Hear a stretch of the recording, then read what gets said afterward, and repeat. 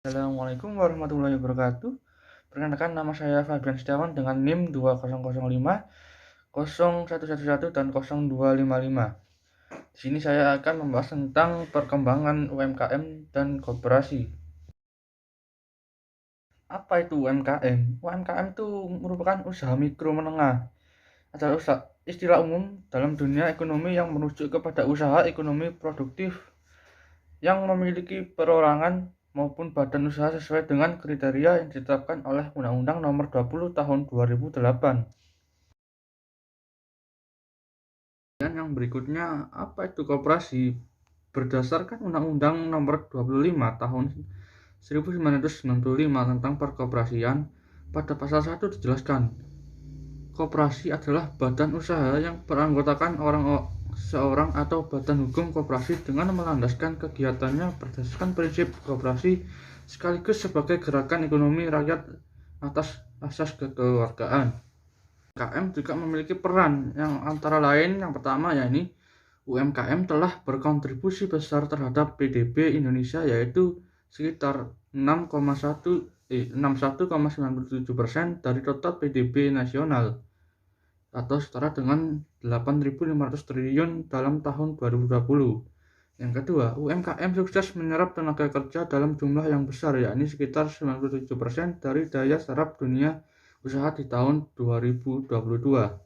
Jumlah UMKM yang banyak sebanding lurus dengan menyebarkan lapangan pekerjaan di Indonesia, sehingga UMKM memiliki andil besar dalam penyerapan tenaga kerja di Indonesia. Yang ketiga, UMKM telah menyerap kredit terbesar di tahun 2016 kurang lebih sebesar 1 triliun.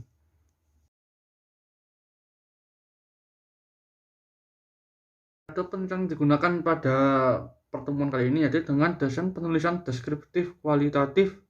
Penulis menggunakan metode ini untuk melakukan pengamatan terfokus pada kegiatan studi kasus di Kecamatan Bangil, tempatnya sebagai pusat border di Kabupaten Pasuruan. Nah, penelitian ini menggunakan teknik wawancara, observasi atau pengamatan dan dokumentasi.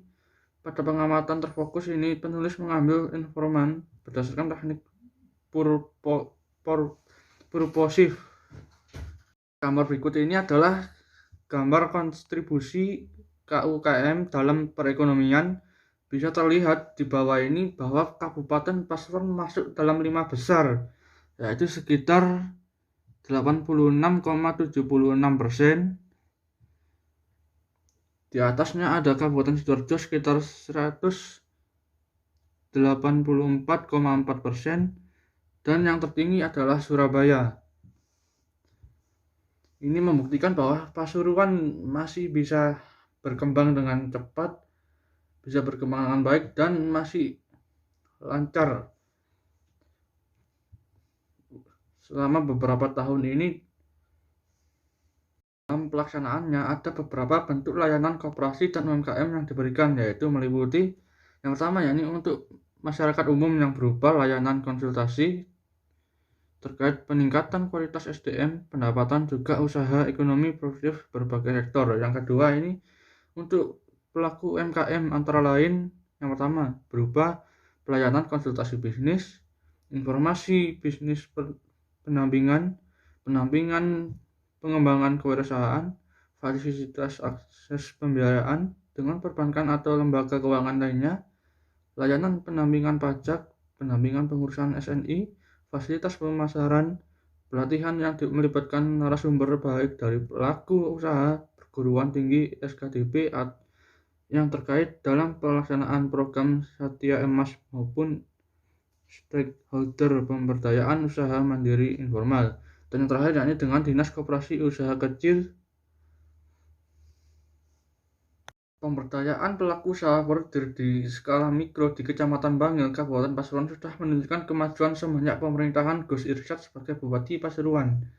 Bupati itu mempunyai visi dan misi mensejahterakan kalangan bawah. Salah satu caranya adalah dengan melakukan pembinaan supaya masyarakat bisa mempunyai keahlian dalam suatu bidang dan lebih berdaya daripada sebelumnya.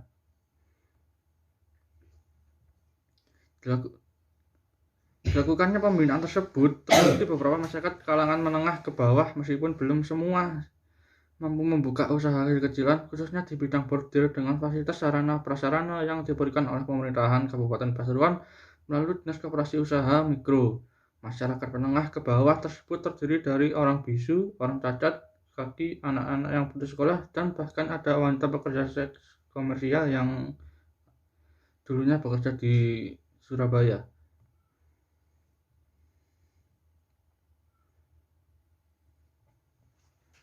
Kesemuanya itu sengaja dilatih dan diberikan bantuan sesuai minat dan kemampuan masing-masing individu. Ada yang dilatih membordir, ada yang dilatih membatik, ada juga yang dilatih membuat dompet, tas, jaket, sepatu yang terbuat dari kulit, dan lain sebagainya.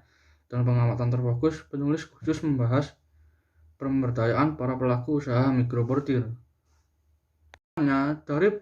Dari hasil pengamatan terfokus tentang pemberdayaan pelaku usaha bordir skala mikro di Kecamatan Bangil, Kabupaten Pasuruan, dapat ditarik kesimpulan bahwa pemberdayaan pelaku usaha bordir skala mikro di Kecamatan Bangil sudah baik.